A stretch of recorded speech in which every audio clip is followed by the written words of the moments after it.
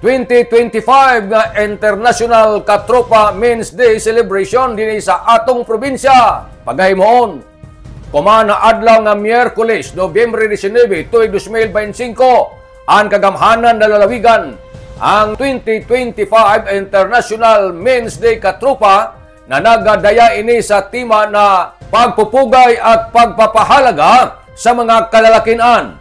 Si Mr. Eusebio Lolong Lisonra, ang presidente sa Katropa Surigao del Norte Chapter, mibutyag kumanbuntag na ini nakaliyukan pagatambungan sa mga membro o mga opisyal ng Katropa kinsa na human sa seminar o orientation ni ato nga miaging tuig sanan sa miaging abuyan.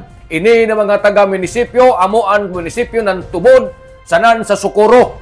Apil na ni ini ang mga nakatapos sa seminar sa na-orientation ang pipila ka mga miyembro sa Philippine National Police, Philippine Army, Bureau of Fire Protection, mga barangay officials ng mga lungsod sa pipila ka mga empleyado ng Kapitolyo. Sa buntag sa Nobyembre 19, ang Part 1, daoy pagahimuon ng Men's Solidarity Ride o Motorcade, libot ng atong syudad ng Surigao. Ang Part 2, alas 6:40 ng buntag, daoy pagahimuon na Zumba dito ini sa Provincial Grandstand. Ang Part 3, alas 8:30, amo ini ang main program na dito ini paigadon sa Provincial Convention Center Capitol Compound ng atong syudad. Si Board Member Noel Christian Tuti Catri Jr. amoy maghatag ng welcome message sundan usab ni Provincial Governor Lyndon Barber sa iyang mensahe of support.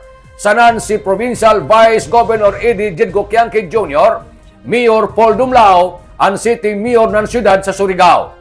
Human sa mga mensahe ng mga kadaguan ng mga opisyal ng probinsya sa Surigao del Norte sa syudad ng Surigao, musunod dadyon ang panel discussion proper nga si Engineer Ferdinand Sembrano, ang Vice President for City Affairs sa ACCI, amo ang muhatag na testimonya kabahin ng vulnerability in leadership and work-life balance. Sanan siya Dr. Crismar Mocoro, MPM, MDP, BIP, LMB Chief of Clinic OIC ng Surigao del Norte Provincial Hospital, din sundan usab ning Ijo Tigbalita, amo ang maghatag sab ng testimonya kabahin na breaking of a generational cycle.